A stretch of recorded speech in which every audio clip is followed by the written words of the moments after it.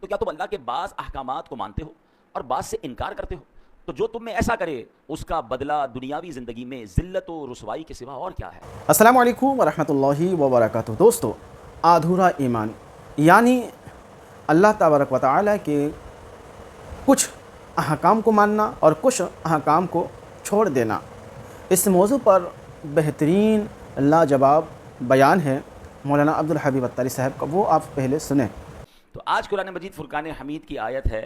اللہ کریم قرآن میں ارشاد فرماتا ہے، پارہ نمبر 1 ہے، سورہ بقرہ ہے اور آیت نمبر ہے 85۔ بسم اللہ الرحمن الرحیم۔ افتؤمنون ببعض الکتاب وتکفرون ببعض فما جزاء من يفعل ذلك منكم الا خزي في الحياة الدنيا ويوم القيامة يردون الى اشد العذاب وما اللہ بغافل عما تعملون۔ آسان ترجمہ قرآن کنز العرفان۔ تو کیا تم اللہ کے بعض احکامات کو مانتے ہو اور بعض سے انکار کرتے ہو؟ تو جو تم میں ایسا کرے اس کا بدلہ دنیاوی زندگی میں ذلت و رسوائی کے سوا اور کیا ہے، اور قیامت کے دن انہیں شدید ترین عذاب کی طرف لوٹایا جائے گا، اور اللہ تمہارے اعمال سے بے خبر نہیں ہے۔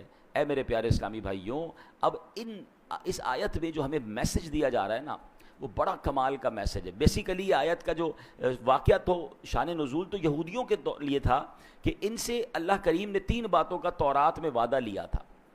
ایک دوسرے کو آپس میں قتل نہیں کرو گے، ایک دوسرے کو جلا وطن نہیں کرو گے، یعنی گھروں سے نہیں نکالو گے، تم میں سے کوئی شخص قید ہو جائے یا غلام بنا لیا جائے تو اسے خرید کر آزاد نہیں کرو گے۔ لیکن انہوں نے کیا کیا، 3 وعدوں میں سے 1-2 باتیں ماننا شروع کر دیں اور ایک اپنی مرضی سے قتل و غارت گری کرنے لگے۔ تو اب قرآن مجید فرقان حمید میں ان سے کیا کہا گیا، افتؤمنون ببعض الکتاب، تو کیا تم اللہ کے بعض احکام کو مانتے ہو، اور پھر کیا فرمایا، وتکفرون ببعض، اور بعض سے انکار کرتے ہو، یعنی اپنی مرضی سے ایک حکم کو پک کر لیتے ہو، ایک کو چوز کر لیتے ہو، باقی چھوڑ دیتے ہو ہیں۔ اب جو یہ کرتا ہے تو پھر اس کے بارے میں اس کی سزا کیا بیان فرمائی قرآن نے، فما جزاء من یفعل ذلک منکم، یعنی کیا جزا جو کرے یہ تم میں سے، فرمایا الا خزی فی الحیات الدنیا، مگر رسوائی دنیا کی زندگی میں، یہ دنیاوی سزا تھی۔ اب مزید فرمایا ویوم القیامۃ یردون الی اشد العذاب، اور قیامت کے دن انہیں شدید ترین عذاب کی طرف لوٹایا جائے گا۔ یعنی جو اپنی مرضی کا حکم مان لے، باقی کا انکار کرے، اسے 2 سزائیں ملیں گی، دنیا میں بھی سزا ملے گی اور آخرت کا شدید عذاب بھی ملے گا۔ وَمَا اللَّهُ بِغَافِلٍ عَمَّا تَعْمَلُونَ، اور اللہ تمہارے اعمال سے بے خبر نہیں ہے۔ تو اے میرے پیارے اسلامی بھائیوں، یہاں ایک بڑا واضح قرآن کا میسج ہے۔ یقیناً یہ ان لوگوں سے فرمایا گیا، مگر یہ حکم ہم سب کے لیے بھی ہے کہ قرآن کے کچھ احکام، شریعت کے کچھ احکام مان لیے اور کچھ کو رد کر دیا ہے، کسی کا انکار کر دیا، فرمایا پھر اس کے لیے شدید ترین عذاب ہے، دنیا میں بھی اور آخرت میں بھی۔ اب اس واقعے میں ہمیں ایک اور بات یہ سیکھنے کو مل رہی ہے کہ ظلم بھی حرام ہے اور ظلم پر مدد کرنا بھی حرام ہے۔ یہ اوس و خزرج اور یہ اس زمانے کے جو قبیلے تھے جو آپس میں لڑتے تھے اور ظالموں کی مدد کرتے تھے، ان پر یہ آیت جو نازل ہوئی، اس سے ہمیں کیا میسج ملا کہ ہمارے یہاں بھی ہمیں ظلم کی طرفداری نہیں کرنی ہے، ظلم کرنا بھی نہیں ہے اور ظالموں کا ساتھ بھی نہیں دینا ہے۔ اب ہمارے یہاں کس انداز سے طرفداری ہو رہی ہوتی ہے، اب ذرا میں کچھ مثالوں کے ذریعے سمجھاتا ہوں کہ ہمارے یہاں کچھ لوگ جان رہے ہوتے ہیں، میرا چاچا ہے، میرا تایا ہے، چھوٹا بھائی ہے یا بڑا بھائی ہے، رشتہ دار ہے، پتہ ہے غلط کر رہا ہے، مگر چونکہ اپنا ہے اب اس کی طرفداری کر رہے ہوں گے، ٹھیک ہے۔ اگر خدا نہ خواستہ ہمارے بولنے کے سبب لڑائی جھگڑے ہو سکتے ہیں، خاندان کے حالات بگڑ سکتے ہیں، تو ہمیں خاموشی اختیار کرنی چاہیے، لیکن جھوٹ اور اس کی طرفداری نہیں کرنی چاہیے کہ یار میرا گرائی ہے تو میرے محلے کا ہے تو ہمارے قبیلے کا ہے، اگر اس کا جھگڑا ہو گیا ہے یا وہ کسی کے ساتھ زیادتی کر رہا ہے اور آپ کو بٹھا رہا ہے ساتھ کہ بھائی آپ بتاؤ میں غلط ہوں کہ صحیح ہوں، بھائی 2 چیزیں ہیں، یا تو آپ کو لگتا ہے میں غلط کہوں گا تو لڑائی اور بڑھ جائے گی، یہ مجھ سے بھی لڑے گا، تو آپ خاموش ہو جائیں، مگر یہ نہ کہے کہ ہاں تم صحیح ہو، بھائی یہ میرا رشتہ دار بالکل ٹھیک کہہ رہا ہے۔ آپ کو فیصلہ انصاف کا کرنا ہے، آپ کو طرفداری ظالم کی نہیں کرنی ہے، کیونکہ یہی وہ غلطی ہے کہ کچھ قرآن کے احکام کو مان رہے ہیں اور کچھ جناب چھوڑ رہے ہیں۔ آگے سنیے، اب پارٹنر ہوتے ہیں دو، مل کر کام کر رہے ہیں، ہمیں پتہ ہے یار یہ پارٹنر ہے میرا، مگر یہ سامنے والے گاہک سے بات ٹھیک نہیں کر رہا ہے، یہ جھوٹ بول رہا ہے، یہ جھوٹ بول کے سودا بیچ رہا ہے، اور اس نے ابھی سود پہ پیسے لیے ہیں، یا فلاں غلط کام کیا ہے۔ ہم کہتے ہیں یار اب اس کی غلط اس کو کہیں گے تو کمپنی بیٹھ جائے گی، بیچتا تو مال بڑا اچھا ہے، جھوٹ بول کے بیچ تو آتا ہے، سودا سب سے اچھا بیچتا ہے جناب، کاروبار اس کو سمجھ بڑی ہے، کچھ بھی کر کے آئٹم بیچ کے آ جاتا ہے۔ اگر میں اس کا پارٹنر ہوں اور میں خاموش ہوں اور میں بلکہ طرفداری کر رہا ہوں، تو پھر آپ سوچیں کہ ہم کیا کر رہے ہیں۔ ہاں، ہمیں ایسے یا تو پارٹنر رکھنے نہیں چاہیے جو حرام کما رہے ہیں، کیونکہ قیامت کے دن ہم اگر اس کے پارٹنر ہیں تو اس کے حرام کاموں کا جواب بھی دینا پڑ جائے گا نا۔ بہت سارے شیئر کمپنی کے کاروبار کو جو علماء منع کرتے ہیں، اس کی ایک بڑی وجہ علماء یہ بیان کرتے ہیں کہ آپ جناب اس کمپنی میں ایک طرح سے پارٹنر بن جاتے ہیں، آپ کو کیا پتا اس کمپنی میں کیا کیا حرام ہو رہا ہے، اس کی بڑی تفصیل ہے۔ میں نہیں کہہ رہا سارا کام غلط یا سارا کام صحیح، آپ کسی صحیح عالم دین مفتی کے ساتھ بیٹھے تو صحیح۔ پارٹنر بننا آسان نہیں ہے کسی کا، اب اگر آپ کسی بھی چیز کے پارٹنر ہیں تو اس کے اچھے کے بھی پارٹنر ہیں، اس کے برے کے بھی پارٹنر بن گیا، تو یہ سوچنا ہوگا کہ کہیں میں غلط کام کی طرف تو نہیں جا رہا۔ اسی طرح لوگ معاذ اللہ آج کل کیا ہوتا ہے، کچہریوں میں جھوٹی گواہیاں دے رہے ہیں، اللہ اکبر، حالانکہ معلوم ہے کہ جھوٹی گواہی دے رہا ہوں، ظلم ہو رہا ہے، مگر کہیں یہ ایسا نہ ہو کہ کسی مظلوم کے ساتھ برا ہو جائے اور کسی ظالم کا فائدہ ہو جائے، تو پھر دنیا اور آخرت کے شدید عذاب کے لیے تیار رہیے۔ کل میرا حیدرآباد پریس کلب میں بیان تھا، تو وہاں بھی میں نے یہ بات کہی صحافیوں سے بھی، اس سے پہلے جب بار کونسل میں جانا ہوا وہاں بھی یہ میں بات عرض کرتا ہوں کہ دیکھیں، ایک بات یاد رکھیے کہ آپ کی لکھت سے، آپ کے کالم سے، آپ کی صحافت کی آواز سے، یا اگر آپ وکیل ہیں تو آپ کیس لیتے وقت بھی یہ دیکھیں، وکیلوں کو پتہ ہوتا ہے کہ میں جس کا کیس لے رہا ہوں یہ ظالم ہے یا مظلوم ہے، مگر اگر پیسے اچھے ملتے ہیں، اگر نام ہو رہا ہے، اگر شہرت ہو رہی ہے، تو کہتے ہیں یار ہمیں تو اپنے کیس سے مطلب ہے نا، تو کیا آپ قتل کرنے والے کو جو ہے وہ بے قصور ثابت کریں گے؟ آپ یہاں تو تھوڑے پیسے کما لیں گے، ہو سکتا ہے قانون کو ڈاج دے کے کیس بھی جیت لیں، اللہ کی بارگاہ میں کیا جواب دیں گے؟ کبھی بھی ظالم کا ساتھ نہیں دینا ہے، کبھی جھوٹی گواہی نہیں دینی ہے۔ دو باتیں ہیں، شریعت کہتی ہے اگر آپ ظلم کے خلاف آواز نہیں اٹھا سکتے تو کم از کم ساتھ تو نہ دینا ہے، آپ خاموش ہو کے سائڈ پہ ہو جائیں، لیکن یہ ہونا ضروری۔ اور جو ماشاءاللہ کہتے ہیں نا حسینی قافلے کے سپاہی ہوتے ہیں، وہ تو ظلم کے خلاف کھڑے ہو جاتے ہیں، اور پھر کھڑے ہوتے ہیں، نقصان ہوتا ہے تو نقصان سے ڈرتے نہیں، کیونکہ امام حسین رضی اللہ تعالیٰ عنہ نے ہمیں سکھا دیا ہے کہ قتل حسین اصل میں مرگ یزید ہے، اسلام زندہ ہوتا ہے ہر کربلا کے بعد۔ بہرحال میرے پیارے اسلامی بھائیوں، ہم نے یہ بات سمجھنی ہے۔ اب آج کل ہمارے معاشرے میں ایک اور بڑا فتنہ آیا ہے، اور وہ کیا ہے؟ آدھی جہالت ہے، کیونکہ قرآن نے بڑا پیارا حکم دیا ہے، افتؤمنون ببعض الکتاب وتکفرون ببعض، تو کیا تم اللہ کے بعض احکام کو مانتے ہو اور بعض سے انکار کرتے ہو؟ تو اب ہوا کیا ہے، ایک بات یاد رکھیے گا، آدھا جاہل جو ہوتا ہے وہ بہت خطرناک ہوتا ہے، کیونکہ کچھ لوگ قرآن کی ایک دو آیتیں یاد کر کے، ایک دو حدیثیں یاد کر کے اب احکام شریعہ بیان کرنا شروع کر دیتے ہیں کہ یہ ناجائز ہے، یہ جائز ہے۔ ارے بھائی قرآن میں تو لکھا ہے، ایسا تو کر ہی نہیں سکتے۔ اب ہمارے بھولے بالے مسلمان، ہم نے بھی پورا قرآن نہیں پڑھا، ہم نے بھی علم دین حاصل نہیں کیا، اب کوئی سوشل میڈیا پر آ کر ایک قرآن کی آیت بتا کر سب کو گمراہ کر رہا ہے کہ جناب قرآن میں تو یہ حکم ہے، حالانکہ اگر قرآن کا حکم بیان کرنا ہے تو پورے قرآن کا مطالعہ کر کے بیان کرنا ہے۔ قرآن کی کچھ آیتوں میں ناسخ و منسوخ کے احکام ہیں، کچھ آیتیں پہلے نازل ہوئیں، کچھ بعد میں نازل ہوئیں، پہلا حکم ختم ہو گیا، اور جناب بعض اوقات حدیثوں میں بھی اس طرح ہوتا ہے، یہ علماء کا کام ہے کہ وہ تمام حدیثوں کا مطالعہ کر کے یا قرآن کریم کا پورا مطالعہ کر کے پھر ہمیں حکم بتاتے ہیں کہ اب حکم ہمارے لیے کیا ہے، ہم نے شریعت پر عمل کیسے کرنا ہے۔ حضرت عیسیٰ علیہ السلام، اب آدھے جاہل اور جہالت کی بات کتنی خطرناک ہوتی ہے۔ عیسیٰ علیہ السلام کہیں تیز تیز قدم کے ساتھ جا رہے تھے، ایک شخص ملا، کہتا علی جان اتنے تیز تیز کہاں جا رہے ہیں؟ تو کہا میں نے ایک بے وقوف کو دیکھ لیا ہے، اس سے دور بھاگ رہا ہوں۔ عرض کیا علی جان آپ تو بڑے شاندار شخصیت والے ہیں، بڑی شان والے ہیں، آپ تو مردے زندہ کر لیا کرتے ہیں۔ آپ نے بڑا خوبصورت جملہ فرمایا مردے زندہ کرنا آسان ہے، بے وقوف کو سمجھانا انتہائی مشکل ہے۔ ہاں، یہ بے وقوف کی جو دوستی ہوتی ہے نا، اور بے وقوف سے اگر کوئی دین سیکھ رہا ہے تو پھر اس کا بیڑا غرق ہی ہونا ہے. تو پہلے یہ چیک کیجئے کہ ہم علم دین کس سے سیکھتے ہیں, ہم جس سے سیکھ رہے ہیں اس نے بھی سیکھا ہے کہ نہیں سیکھا. اور جمعہ 8 دن ہوئے اور جناب بیٹھ کے ہمیں سکھانا شروع کر دیا. یہ باقاعدہ ایک پوری نالج ہے, یہ پوری ایک سائنس ہے, اور قرآن فہمی یہ ہر کسی کا کام نہیں ہے. اب آپ ذرا غور کیجئے یہ بے وقوف کہاں تک پہنچتا ہے جب ایک قرآن کی آیت سے معاملے کو سمجھے. مولا علی شیر خدا کرم اللہ تعالی وجہ الکریم کی شان کا عالم کیا ہے, میرے آقا فرماتے میں علم کا شہر ہوں, علی اس کا دروازہ ہے.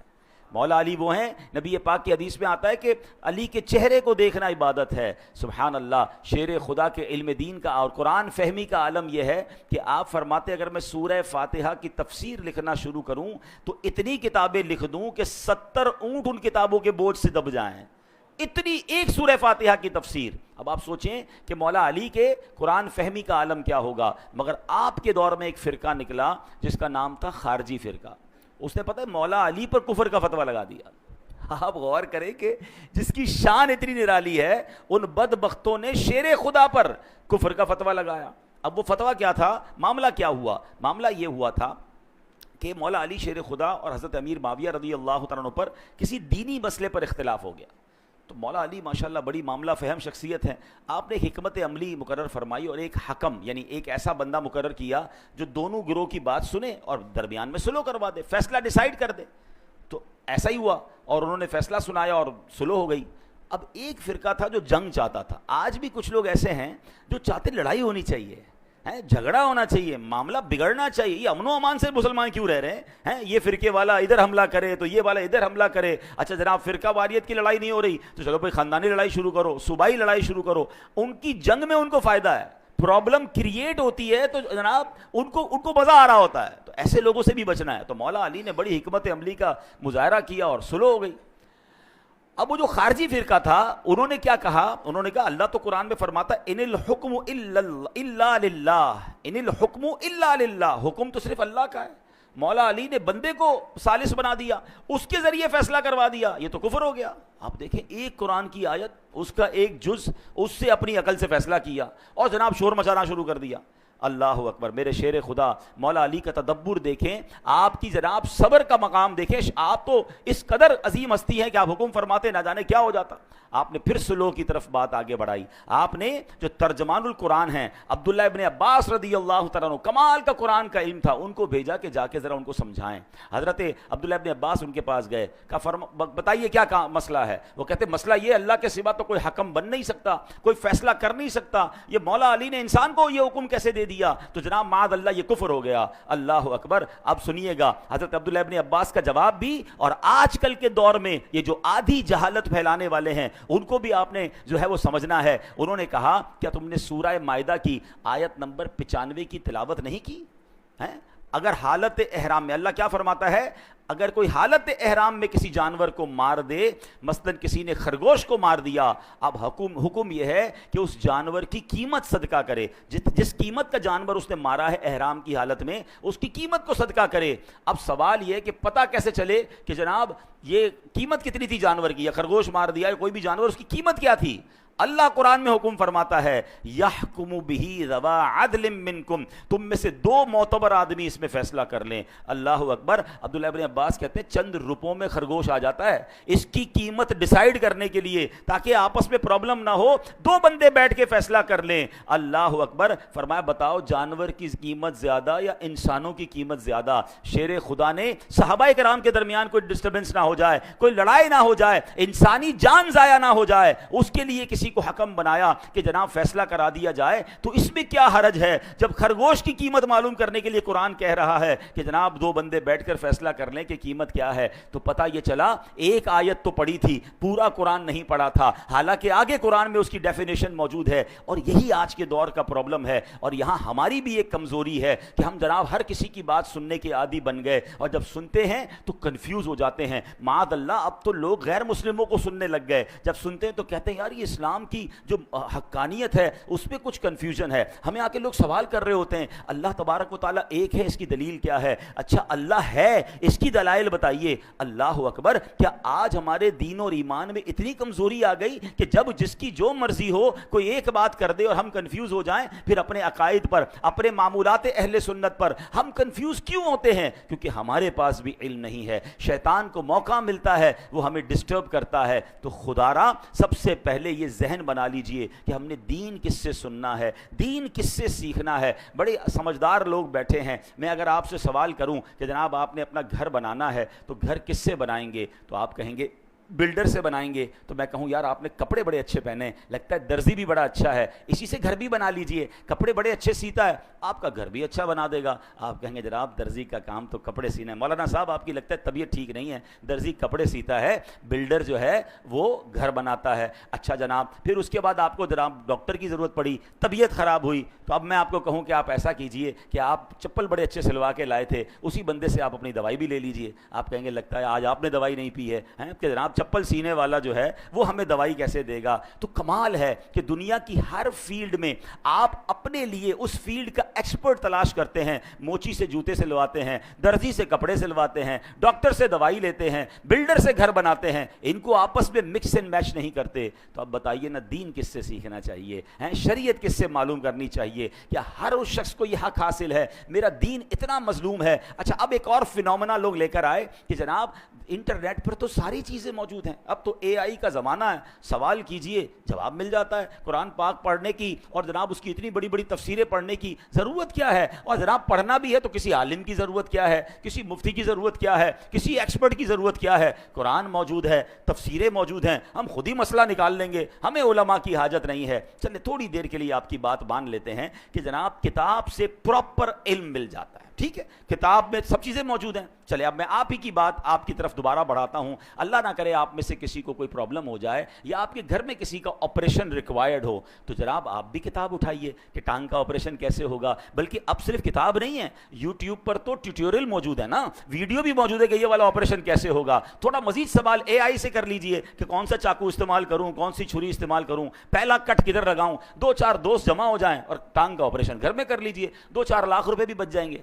آپ کہیں گے یار کیا ہو گیا آپ کو؟ بھائی جان کا معاملہ ہے, کسی ایکسپرٹ سے کروانا پڑے گا. کتابوں میں ضرور لکھا ہے لیکن ٹانگ ضائع ہو جائے گی. دل کا آپریشن ہم نہیں کر سکتے, حالانکہ اس کا پورا طریقہ انٹرنیٹ پر موجود ہے. آپ کہیں نہیں, اس کے لیے برسوں کا ایکسپرٹ چاہیے. بلکہ آپریشن تو اس سے کروائیں گے جس کا آپریشن کرنے کا تجربہ بھی ہو اور اس کا آپریشن کامیاب بھی ہوتا ہو. 4 دوستوں سے بھی پوچھیں گے, 3 رائے لیں گے. ایک رائے پر بھی لوگ آپریشن نہیں کراتے. کرنا بھی یہ چاہیے کہ 3 طرف سے رائے لے کر پھر آپریشن کی طرف جانا چاہیے. آپ کہیں گے جان کا معاملہ ہے, جسم کا معاملہ ہے, باڈی خراب ہو سکتی ہے. سبحان اللہ, آپ نے میرا ہی جواب دے دیا حضرت. اب میرا ثواب سن لیجئے. مجھے ایک بات بتا دیجئے, کسی کی ٹانگ زیادہ قیمتی ہے یا اس کا ایمان زیادہ قیمتی ہے؟ میرے ایمان پر جس کی جو مرضی آئے چھری کانٹے لے کر آ جائے کہ میں تمہارا ایمان کا معاملہ ٹھیک کرتا ہوں, تمہارا دین میں تمہیں سمجھاتا ہوں, آپ پڑھ لینا, آپ ہی خود ہی قرآن سے اور تفسیر سے پڑھ لیں. آپ کہیں گے نہیں جناب, باقی دنیا کے معاملات میں جب ایکسپرٹ ریکوائرڈ ہے تو مجھے قرآن کے علم کے لیے بھی فہم القرآن والا مفتی اور عالم ریکوائرڈ ہے.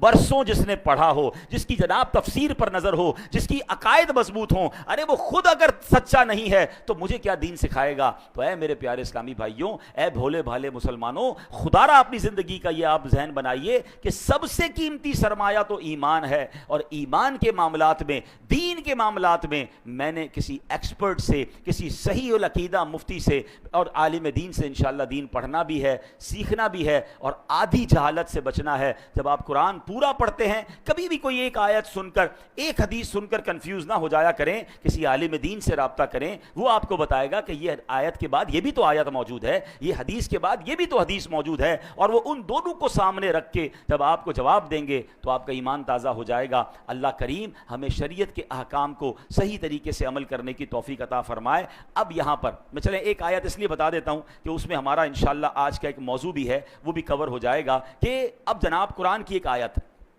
بیان کرنے والے کرتے بھی ہیں, قل انما انا بشر مثلکم. ترجمہ کیا ہے؟ تم فرماؤ میں ظاہراً تمہاری طرح ایک بشر ہوں. اللہ نے اپنے حبیب کو کیا فرمایا کہ لوگوں سے کہہ دو میں تو تمہاری طرح کا ایک بندہ ہوں.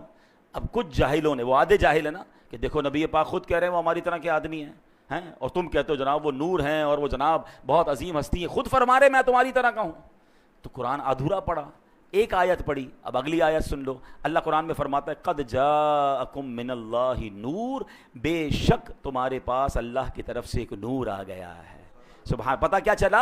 یقیناً میرے آقا بشر بن کر دنیا میں آئے ہیں، بلکہ یہ ہمارے جیسے بشر نہیں، اللہ پاک کا نور ہے جسے رب کریم نے دنیا میں بشر بنا کر بھیجا ہے. تو بات اگر پوری قرآن سے سمجھی جائے تو سمجھ آتی ہے. اب ان لوگوں کو کون سمجھائے کہ جو کہتے ہیں نبی پاک ہماری طرح کے ہیں. ارے جناب میں تو ہاتھ اٹھا کر کوئی چیز نہیں اٹھا سکتا، اور میرے آقا وہ ہیں جو اشارہ فرمائیں تو چاند دو ٹکڑے ہو جاتا ہے. ہماری گھڑی ہمارے قابو میں نہیں آتی ہے، اور میرے آقا دعا کریں، مولا علی کہیں کہ حضور نماز عصر چلی گئی ہے، اور میرے آقا دعا فرمائیں تو سورج کو واپس پلٹا دیں. تو ایسے کون کہہ سکتا ہے کہ ہمارے جیسے ہیں؟ اللہ اکبر. نبی پاک تو وہ ہیں جو وجہ تخلیق کائنات ہیں. He is the reason of the all creation. میں اور آپ تو دنیا میں آ گئے ہیں، مگر بتاؤ تو صحیح دنیا بنی کس کے لیے ہے؟ خود رب فرماتا ہے لولا کلما خلقت الافلاق، اے محبوب میں تمہیں نہ بناتا تو یہ دنیا ہی نہ بناتا، یہ کائنات ہی نہ بناتا. ارے جس کے لیے دنیا بنی ہے وہ میرے اور آپ کے جیسے کیسے ہو سکتے ہیں؟ تو جناب